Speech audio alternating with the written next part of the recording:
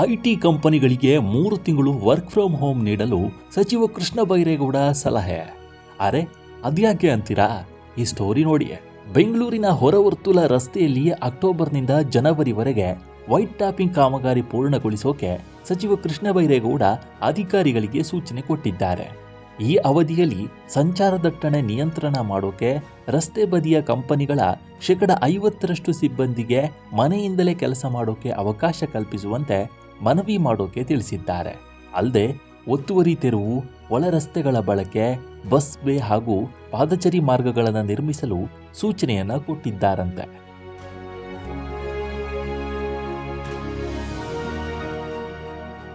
ಹೌದು, ನಗರದ ಹೊರವರ್ತುಲ ರಸ್ತೆಯಲ್ಲಿ ಅಕ್ಟೋಬರ್ ವೇಳೆಗೆ ವೈಟ್ ಟಾಪಿಂಗ್ ಕಾಮಗಾರಿ ಆರಂಭಿಸಿ ಮುಂದಿನ ಜನವರಿಯೊಳಗೆ ಪೂರ್ಣಗೊಳಿಸಬೇಕು ಅಂತ ಅಲ್ಲಿವರೆಗೆ ಈ ರಸ್ತೆಯಲ್ಲಿನ ಐಟಿ ಸೇರಿದಂತೆ ಎಲ್ಲ ಕಂಪನಿಗಳು ತಮ್ಮ 50% ಉದ್ಯೋಗಿಗಳಿಗೆ ಮನೆಯಿಂದಲೇ ಕೆಲಸ ಮಾಡುವ ಅವಕಾಶ ಕಲ್ಪಿಸುವ ಕುರಿತು ಸಂಬಂಧಪಟ್ಟವರೊಂದಿಗೆ ಮಾತುಕತೆ ನಡೆಸಬೇಕು ಅಂತ ಸಚಿವ ಕೃಷ್ಣ ಬೈರೇಗೌಡ ಅಧಿಕಾರಿಗಳಿಗೆ ಸೂಚಿಸಿದ್ದಾರೆ.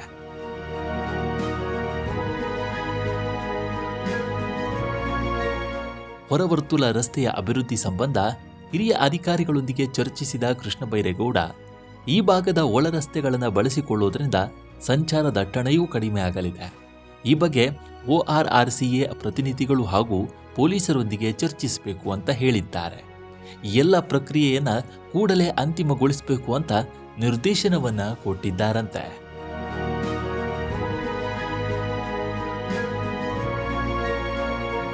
ಹೊರವರ್ತುಲ ರಸ್ತೆಯಲ್ಲಿ ಕನಿಷ್ಠ 3 ಮೀಟರ್ ಅಗಲದ ಪಾದಚಾರಿ ಮಾರ್ಗವನ್ನು ನಿರ್ಮಿಸಬೇಕು.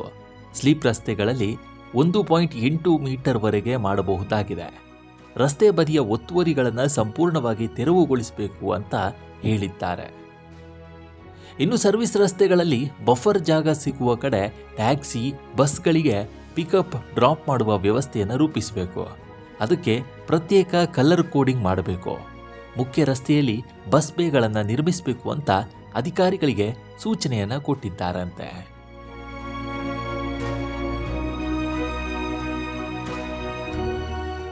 ಒಟ್ಟಾರೆ ಅಕ್ಟೋಬರ್ನಿಂದ ಜನವರಿವರೆಗೆ ವೈಟ್ ಟಾಪಿಂಗ್ ಕಾಮಗಾರಿ ಪೂರ್ಣಗೊಳಿಸುವ ಸಲುವಾಗಿ ರಸ್ತೆ ಬದಿಯ ಕಂಪನಿಗಳ 50% ಸಿಬ್ಬಂದಿಗೆ ವರ್ಕ್ ಫ್ರಮ್ ಹೋಮ್ ಕೊಡೋಕೆ ಮನವಿ ಮಾಡೋಕೆ ಸಚಿವರು ತಿಳಿಸಿದ್ದಾರಂತೆ. ಇದಕ್ಕೆ ಐಟಿ ಕಂಪನಿಗಳು ಸಾಥ್ ಕೊಡ್ತಾವಾ ಅಥವಾ ಇನ್ನೇನಾದರೂ ಕಾರಣಗಳನ್ನು ಹೇಳ್ತಾರಾ ಅನ್ನೋದನ್ನು ಕಾದು ನೋಡಬೇಕಾಗಿದೆ. ಈ ಬಗ್ಗೆ ನಿಮ್ಮ ಅಭಿಪ್ರಾಯ ಏನು ಅನ್ನೋದನ್ನು ಕಾಮೆಂಟ್ ಮೂಲಕ ತಿಳಿಸಿ. ನಮ್ಮ ಈ ವಿಡಿಯೋ ಇಷ್ಟವಾಗಿದ್ದರೆ ಲೈಕ್ ಮಾಡಿ, ಶೇರ್ ಮಾಡಿ ಮತ್ತು ನಮ್ಮ NCIB ಚಾನಲನ್ನು ಈ ಕೂಡಲೇ ಸಬ್ಸ್ಕ್ರೈಬ್ ಮಾಡಿ. ಮುಂದಿನ ವಿಡಿಯೋದಲ್ಲಿ ಸಿಗೋಣ. ಅಲ್ಲಿಯವರೆಗೂ ನಮಸ್ಕಾರ.